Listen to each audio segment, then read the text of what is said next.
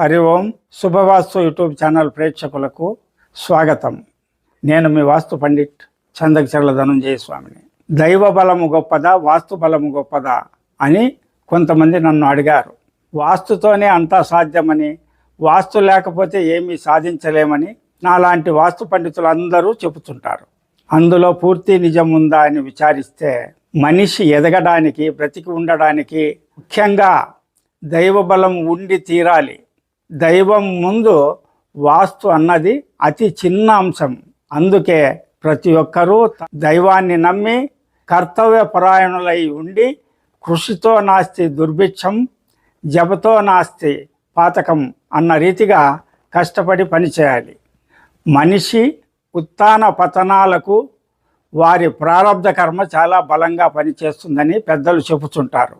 కాబట్టి ప్రారంధాన్ని అనుభవించక తప్పదు. ప్రారంధాన్ని జయించాలంటే దైవ బలంతో పాటు వాస్తు బలం కూడా అవసరమని నా అభిప్రాయం. శివుని ఆజ్ఞ లేనిదే చీమైనా కుట్టదు అనే పెద్దల వాక్యం గుర్తుంచుకోవాలి.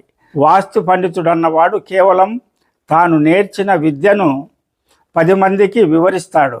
ఫలాఫలాలు దైవాధీనమని గుర్తెరిగి శ్రద్ధగా, భక్తిగా వాస్తుపైన, భగవంతునిపైన భారముంచి తన పని తాను చేసుకుంటూ పోవాలి. అంతేకాని ఆ దైవం కంటే మన వాస్తే గొప్పదని విర్రవీగితే ఆ దైవమే మనల్ని తప్పకుండా శిక్షిస్తుందని నా భావన.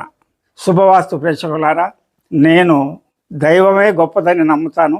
ఆ దైవ బలంతో పాటు వాస్తు బలము మరియు ప్రారబ్ధ కర్మము ఇవన్నీ చేరి ఒక మనిషిని నడిపిస్తాయని భావిస్తానని తెలియజేస్తున్నాను.